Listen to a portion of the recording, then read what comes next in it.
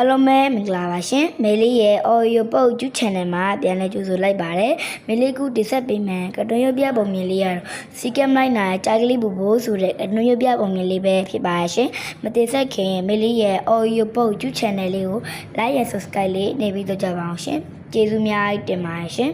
တခါက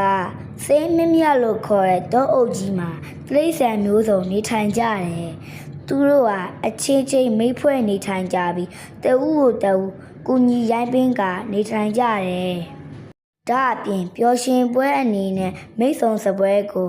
တစ်နေ့တခါပြုလုပ်ကြတယ်။ဒီနေ့အတွက်မိတ်ဆုံစပွဲကတော့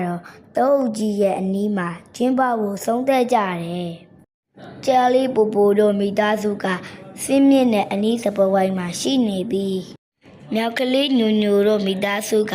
စင်းမြင့်ရှိကတစ်ပင်ပေါ်မှာနေရာယူကြတယ်။မိချောင်းလေးပြူးပြူးတို့မိသားစုကရေကာထဲမှာပေါ့။စပွဲကိုတော့စင်ကလေးမမိုရဲ့အချက်ပေးတန်နဲ့သူစတင်မှာဖြစ်ပါတယ်။ဝက်ဝင်ကြီးဦးလေးမှုကတတိဆောင်ယူလာပြီးချက်တေကြီးတန်အိုးတို့ကအသားအချို့ကိုယူဆောင်လာပါတယ်။ကြာကလေးပူပူဟာအစားအသောက်တွေကိုကြည့်ဘိုက်အလိုစားလောင်လာတယ်။ညိုညိုရေးပွဲကစားဖို့လိုသေးတယ်ကွာလူကြီးတွေမသိအောင်ငါတို့အရင်ယူစားကြရအောင်။ပူပူမင်းဒီလိုလုပ်လို့မဖြစ်ဘူးဒါစီကန်းဖောက်တာပဲ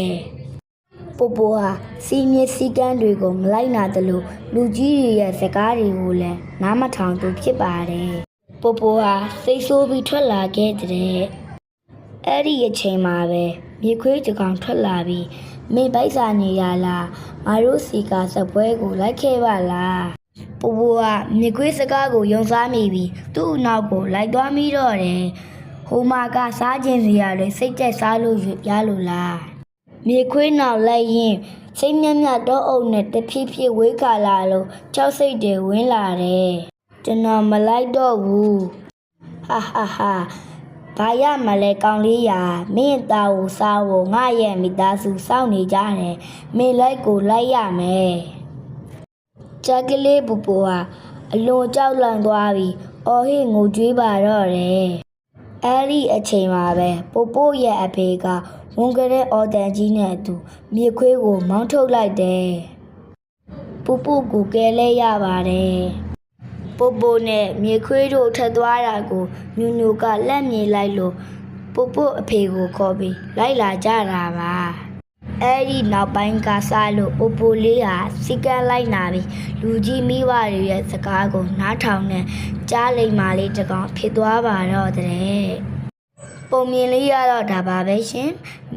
မေလေးကူတင်ဆက်ပေးတယ်ကတိုရုပ်ပြပုံမြင်လေးရတော့စီကမ်လိုက်နာတဲ့ကြားကလေးဘူဘိုးဆိုတဲ့ကတိုရုပ်ပြပုံမြင်လေးပဲဖြစ်ပါတယ်ရှင်ထပ်ပြီးနားဆင်ကြရင်တော့မေလေးရဲ့ audio ပုတ်ကျူ channel လေးကို like and subscribe လေးနေပေးသွားကြပါအောင်ရှင်ကျေးဇူးများတင်ပါတယ်ရှင်